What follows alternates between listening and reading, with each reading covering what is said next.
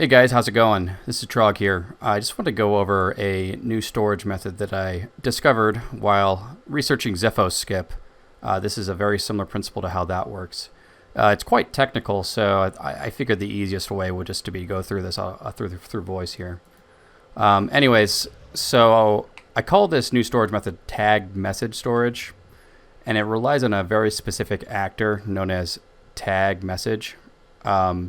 In Tower of the Gods here, I have this Wind Waker Requiem pad here. This is a tag message pad, and basically all it does normally is you interact with it, and then you can see up here, it generates this proc message object, right? You'll also notice that the tag has an action type and it has a message mode, okay? So tag action type 3 is known as action event, which basically means the tag is in an event and is waiting to end. Tag 2, action type 2 is hunt, which is basically waiting for an event to occur, right? The tag mode needs to be 5 for this glitch to work, but it always seems to be 5 for this, so I wouldn't worry too much about it. So this is how a tag message normally works. It generates a proc message, and then you close it, and then it goes back to hunting, right? Okay, cool. So with Skip, what we end up doing is we store this little pad and then pull up the Wind Waker with the text pulled up. So let's do that. So I'm going to activate storage here. I'm going to interact, pull out the Wind Waker, and then I'm going to use the sail. You can use other cutscene items, but what this does, okay, so what this ends up doing is it keeps us in the action hunt event here, and it keeps us in this message mode 5, which is very important. So basically the game still thinks this tag event is occurring, okay? So what triggers the tag event to end is the very interesting question here. And what it turns out to be is when the tag, that message that got generated, ends when it's value 18. So when this value is 18, I'll just manually change it. It's going to automatically try to end the event. So I'm going to set this to 18, and it's going to give us storage.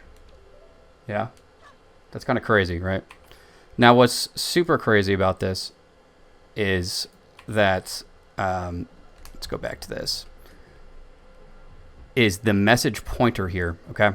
So you can see down here, this message pointer is pointing to this proc message, right? But when I do the glitch,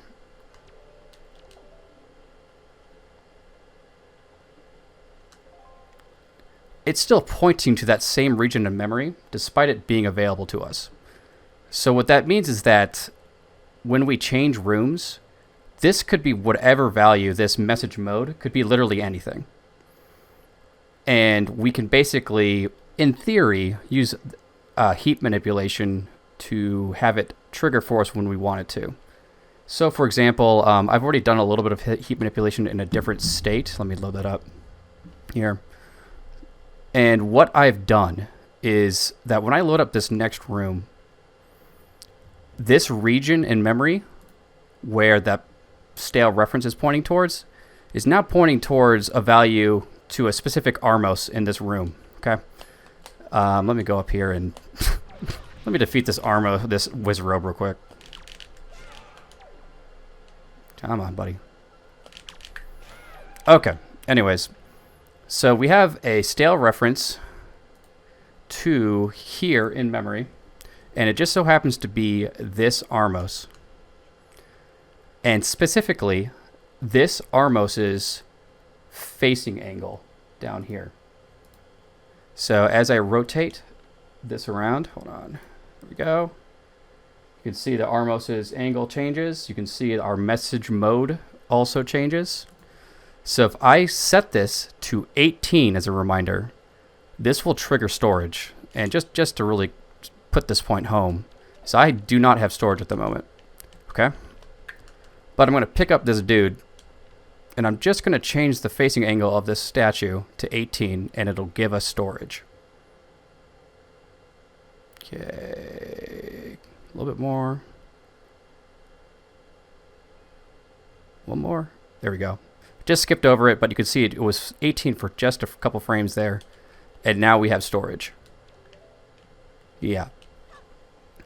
And you could, in theory, trigger this pretty much anywhere, right? So if I go into this room, well, I have door cancel enabled. If I go into this room, and then for whatever reason, let's just assume that the heap loaded up some actor and then ended up loading some random data that made this turn out to be 18. So I'll just set that to 18 just to fake it. It's going to give us storage, and then we can cancel opening this door. So basically, this is a way to use the heap in a stale reference to give us storage when we want, in theory. This is also the same principle for how Zepho skip works. We have a stale reference, and it just so happens to load up the Wind's Requiem text in such a way that the message pointer ends up getting value 18.